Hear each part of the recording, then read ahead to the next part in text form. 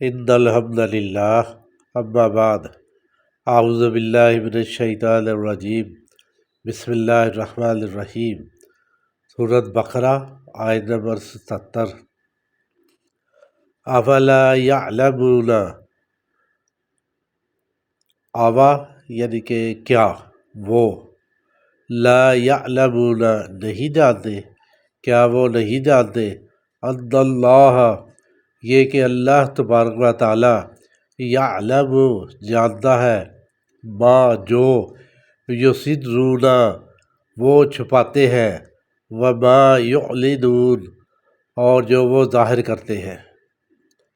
اولا اور کیا وہ، یعلمون نہیں جانتے، ان اللہ یہ بے شک اللہ تبارک و تعالیٰ یعلم جانتا ہے، ما یسرون جو وہ ظاہر کرتے ہیں، جو وہ چھپاتے ہیں، وما یعلنون اور جو وہ ظاہر کرتے ہیں۔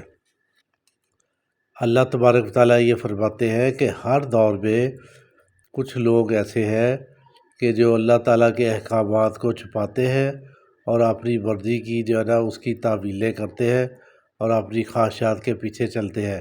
اور کیا وہ لوگ یہ نہیں جانتے کہ اللہ تبارک و تعالیٰ بہت بہتر جانتا ہے کہ جو وہ چھپاتے ہیں یعنی حقیقت بات کیا ہے اور جو وہ ظاہر کرتے ہیں اور اپنی خواہشات کے پیچھے چلتے ہیں۔ اللہ کو سب معلوم ہے۔ آیت نمبر 78۔ وَمِنْهُمْ اور ان میں سے امیون کچھ ان پڑھ ہے، لا یعلمون الکتاب نہیں جانتے کتاب کو، الا امانیہ مگر یہ کہ اپنی خواہشات، وَإِنْهُمْ اور نہیں وہ، الا یظنون مگر گمان سے کام لیتے ہیں۔ وَمِنْهُمْ اور ان لوگوں میں سے کچھ امیون ان پڑھ ہے، لا یعلمون الکتاب نہیں جانتے کتاب کو یعنی کہ اللہ کی کتاب کو، قرآن پاک کو، الا مگر امانیہ اپنی آرزوئیں، اپنی خواہشات، وَإِنْهُمْ اور بے شک وہ اور نہیں وہ مگر، الا یظنون گمان سے کام لیتے ہیں۔ اللہ تعالیٰ نے کچھ اور لوگوں کا ذکر کیا ہے کہ وہ ہے تو بالکل ان پڑھ، قرآن پاک کو وہ نہیں جانتے، نہ کسی اور کتاب کو جانتے ہیں کہ اس میں اللہ نے کیا لکھا ہوا ہے، لیکن ایسے لوگ جو ہیں وہ صرف اور صرف اپنی خواہشات کی پیروی کرتے ہیں۔ جو ان کے دل میں ایک بات آ جاتی ہے، جو ان کے دل کو بھلی لگتی ہے، اس کے پیچھے وہ چل پڑتے ہیں۔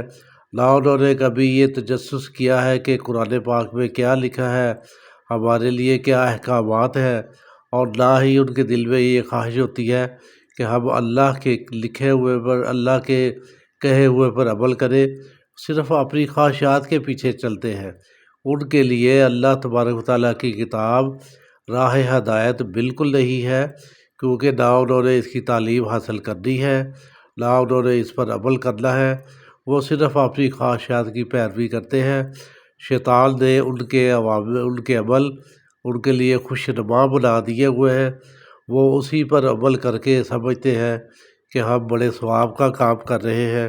ایسے لوگوں کے لیے اللہ تبارک و تعالیٰ نے کوئی اجر نہیں رکھا، کیونکہ نہ انہوں نے شریعت کو پڑھنا ہے، نہ انہوں نے اس پر عمل کرنا ہے۔ اس میں ہمارے لیے بھی سبق ہے کہ ہم نے اپنی خواہشات کی پیروی نہیں کرنی، ہم نے یہی دیکھنا ہے کہ قرآن پاک میں کیا لکھا ہے، احکامات کیا ہے، اللہ کی حدود و قیود کیا ہے، ان کے مطابق اپنے آپ کو پابند رکھنا ہے۔ جو خواہشات کے پیچھے چلا وہ تباہ ہو گیا۔ اللہ سے دعا ہے اللہ ہمیں قرآن پاک پڑھنے اور اس پر عمل کرنے کی توفیق عطا فرمائے۔ دعاؤں میں یاد رکھیے، مشوروں میں یاد رکھیے۔ اللہ تبارک و تعالیٰ آپ کو خوش رکھے۔